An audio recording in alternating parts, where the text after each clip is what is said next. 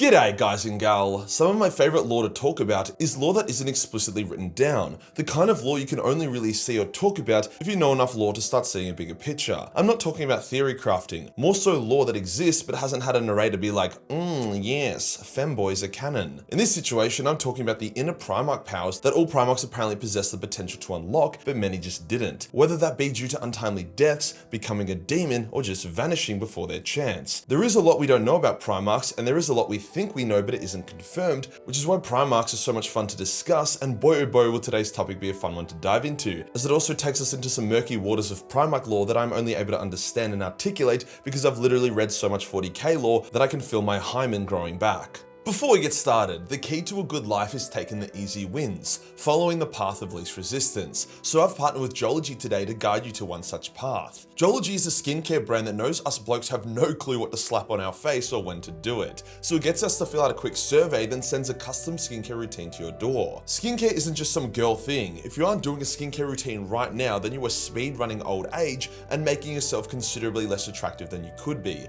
Skincare reduces wrinkles, acne, oily skin, dry skin, discolored skin, and more. For my routine, I use their face wash in the shower, then the morning cream which has a touch of sunscreen to start my day, then for bed I use their awesome retinol cream, and maybe their cheeky under eye serum and their vitamin C plus E serum if I'm feeling a bit naughty. And I think the results speak for themselves. My skin tone is a lot more even, less oily, and I feel like it's better now than when I was 21. Joology also has a bunch of nice smelling, natural ingredient body washes, shampoos, and deodorants that are fantastic for ticking off your hygiene boxes. So bam, I've fixed your face and your smell in one go. So to get started, use my link or code Majorkill70 to get 70% off your first skincare package, as well as an additional 50% off a product of your choice. Cheers to Joology for sponsoring this video. Today we'll go over the Primarch's inner warp powers, discussing who has unlocked theirs, how they did so, and what power they unlocked. This should also give us a better understanding of what a Primarch actually is on a fundamental level. Let's get into it.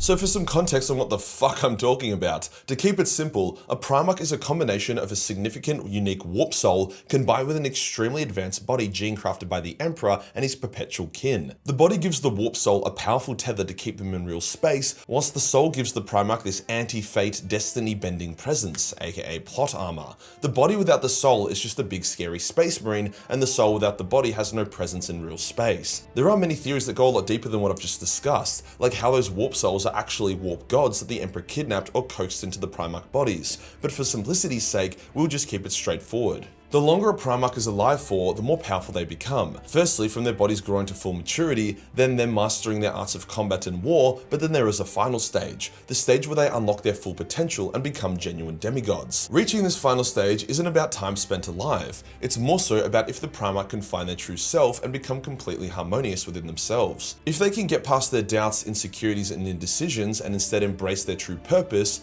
upon doing this, they will unlock their full power. Easier said than done though, as only a handful of Primarchs have actually achieved this. The first of which is the Primarch Lionel Johnson. Johnson was a mighty Primarch, easily in the top 3, however he had a lot of character flaws, mostly revolving around his inability to be open and honest and his love of keeping secrets. He was universally mistrusted by everyone, which he actually saw in his advantage. However, the Lion wasn't supposed to be this secretive guy. He was a fucking knight, King Arthur in space, a hero not a rogue. It was only upon seeing Caliban break apart due to mistrust and lies, as well as being mortally wounded and put into a 10,000-year coma, that the Lion learnt his lesson and moved away from his hyper-secretive nature. Because of this, he unlocked his inner warp power of the Forest Walk. The Lion can create a pocket dimension of the warp in the shape of a forest and walk through it safely, effectively teleporting through the warp. This is extremely overpowered, as he can travel between worlds without issue and even board enemy vessels like this. He can also take people with him, so if he wants the Forest Walk to an enemy capital ship and take it out, he can do so. Void shields don't stop him. The Emperor also gave him a shield as a gift and a badge of honor and office. The Lion embracing his role as a true protector and hero of mankind allowed him to achieve this,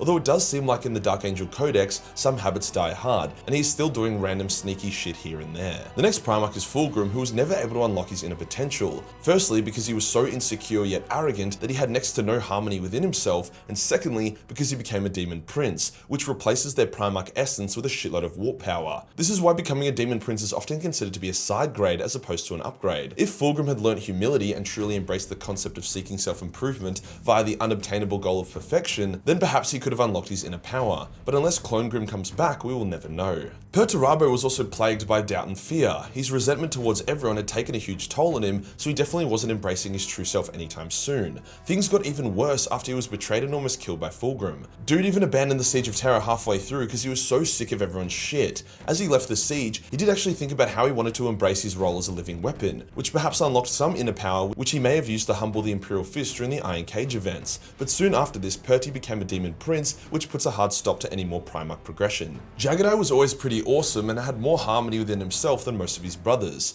We saw teasers of his inner power whenever he would become single-mindedly focused. In this flow state, he would become a storm of blades and death, so terrifying that even the orcs stopped enjoying fighting him. However, we didn't really get to see a notable new ability or power boost. In saying that though, upon him banishing Mortarion and then entering a coma due to his own wounds, it is highly likely that upon awakening, he would have unlocked his inner power, as the act of facing down impossible odds and facing your destiny, as opposed to the usual hit and run tactics of the White Scars, would be enough of an awesome moment to unlock something within him. But until we next see Jagadai in the setting, we won't know for sure. Russ is an interesting one. He used to pretend to be this obnoxious barbarian as he thought that was the role the Emperor gave him, but the heresy really fucked with Russ. Fighting Magnus, almost dying to the Alpha Legion, fighting Horus, and then missing the Siege of Terra all flooded Russ with doubts and confusion. He didn't know who he was or what his purpose was anymore, and there's no chance you can unlock your inner power like that. However, with Russ entering the Eye of Terror on a quest to find the Tree of Life, I would bet my left nut that the next time we see Russ, he has changed dramatically, either becoming a werewolf Thor or an Odin type of character, with new spicy powers to add. Out of all the Primarchs, bar maybe Angron, Rogel Dawn had the least to do with the warp. In fact, the warp actually shat the bed and died around him because he was so straightforward and single-minded. The warp thrives on metaphors and emotion and double meanings. Rogel was the opposite of all of that, so he was never going to one day gain the inner power to shoot lightning out of his dickhole or something. It was noted that during the siege, Dawn almost gained a pariah-like effect, with warp powers struggling to touch him, which could have been an inner power unlocked. However, with his grief at the Emperor's near death driving him to almost annihilate his own legion during the events of the Iron Cage, it's not hard to say that Rogel's humours were not balanced. But like Perturabo, perhaps we will see Dawn gain new abilities during their showdown in future lore. Conrad Curse was batshit insane, if you pardon the pun. Although his foresight got more and more accurate and frequent, I wouldn't say that did him any favours. The issue with Conrad is that he believed that all of his visions would come to pass no matter what, so he actively ensured that they would, while also justifying all of his horrific actions by blaming it on fate. Because if he believed everything he foresaw would come to pass, and he foresaw himself being evil, then he wasn't really evil. That is how Conrad's brain worked. However, Conrad was wrong. Fate can be changed. If Conrad rejected the fate before him and instead became a man of honor and integrity who chose his own path and fate, I believe that profound act would have unlocked his inner power and restored his sanity. Instead, he became the only Primarch to commit suicide, assisted as it was. Sanguinius has a plethora of powers, however I do believe that during the Siege of Terra, he unlocked his true potential. It wasn't necessarily a new ability he gained, but let me set the scene. Sanguinius has been fighting non-stop, then he fights and easily kills Kabunda, a mega demon of Khorne who he used to struggle against. Then he fights and kills Angron, his demon Primarch brother. Now despite being extremely wounded by Angron, like he literally got stabbed, Sanguinius goes on to confront Horus and he actually beats Horus as they fight in their normal Primarch forms. It's only when Horus enters Chaos Demigod form that he finally beats Sanguinius and kills him. You can't tell me that Sanguinius can beat Kabunda, Angron and Horus without unlocking some hectic shit. Sanguinius also managed to overcome his doubts and embrace his role as the Angel of Death, the Reaper of Traitors, which I believe triggered his inner power. Ferris didn't quite get the chance to unlock much since he lost about a head of height at the start of the heresy, but I am confident that if Ferris managed to remove the Necrodermis from his arms as he intended to, it would activate suppressed Primarch powers and make him even stronger than he was. Sadly, we will never know though. The tragedy of Angron was that he was never meant to be a berserker. He actually had the Primarch power to take away the pain of others. He was also fiercely protective and honourable. His true role was to be a paladin of sorts, but with the Butcher's Nows getting slammed into his brain, it severed his body's connection to his soul. He quite literally didn't have a Primarch aura. As such, any potential inner power was completely unobtainable for Angron, even more so when he became a demon prince. Guilliman has never really been much of a fighter Primarch. He fought and was losing to Angron, lost to Fulgrim, lost to Mortarion. He did clobber Lorgar pretty hard, but that would be like bragging about beating up a 9-year-old girl. In the current setting, Guilliman is still not the best Primarch fighter, so I don't believe his inner power is dual-based. However, Guilliman also managed to near single-handedly save the Imperium due to his obscene organizational skills. He was able to not only stop the Chaos Onslaught, but completely reverse it through sheer logistical might. So you could argue that his inner power has just been him becoming better at what he already does. In saying that, when he was killed by Mortarion in Godblight, the Emperor possessed him, revived him, and then used him to burn Nurgle's Garden. button, so maybe his inner power is that he is a conduit for the Emperor and shares a direct connection with him. But as I've said, GW has never really been explicit with how inner Primarch power works. Mortarion was a psyker but actively suppressed his psychic gifts due to childhood trauma. If you actively suppress your power, you ain't unlocking shit. However, when he started using it again during the heresy, he became immensely powerful. When the Khan and Morty fought the first time, the Khan remarked that Mortarion gave off an aura of lethargy, with the Khan feeling tired and worn out for the first time in his life. He remarked that Mortarion had changed.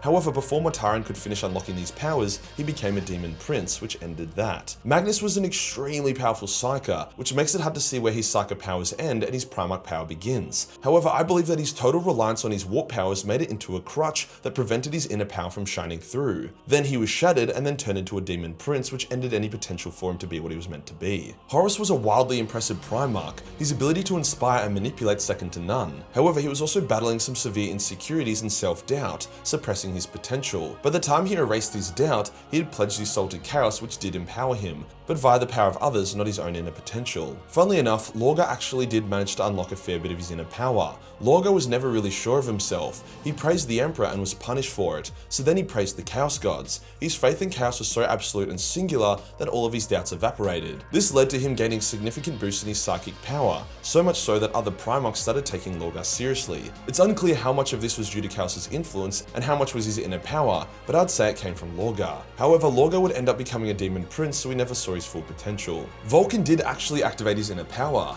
After he was resurrected in Mount Deathfire, he gained the power to channel the Emperor's divine fire through him, and he could now also forge impossibly overpowered items, like the Talisman of Seven Hammers. His regenerative abilities also went into overdrive, meaning he could resurrect from death within seconds, no matter how devastating the death was. This inner power allowed him to overcome and banish Magnus during the Siege of Terra. Corvus is probably the best example of a Primarch activating their inner warp power. When Corvus entered the Eye of Terror after a year of reflection and solitude, he gained the ability to turn into this scary-ass shade monster, which massively boosted his power. He was able to easily beat the demon Primarch Lorgar in this state. Corvus had a lot of self-doubt during the heresy and saw himself as an abomination of the warp, so it can be assumed that by Corvus overcoming his doubts and saying, "Yes, I am an abomination of the warp, so let's use that to kill heretics," he managed to unlock his inner power. I don't think any other Primarch has reached their full potential just like Corvus has, so I'm very keen to see him back in the setting one day. And finally, Alphyrus Omegon. Alphyrus was his own worst enemy. His arrogance meant that he always picked the most convoluted path to victory to prove a point. It was this attitude that led him to the business end of Rogel Dawn's chainsword, ending his life. Omegon did not have this level of arrogance and had been hiding in the shadows for the past 10,000 years. Perhaps next time we see Omegon, he will have unlocked his inner power. As I said, GW hasn't come out and said the concept of inner Primarch powers is concrete. However, by looking at the Lion's Forest Walk, Corvus's Shade Form, or just how the capabilities of the Primarchs evolved so much from the Great Crusade to the end of the Heresy, it doesn't take a genius to see something going on there. If you enjoyed the video and you want to support the channel, then pick up a major mini. We've almost sold out of our VIP Clone Groom vs Golden Cavill sale, with only a handful of Clone Grooms left, so if you want this dude, then now's your last chance. Hit the subscribe button and hit the real subscribe button for more inner powered content. Join the Discord for more memes and I'll see you in the next one.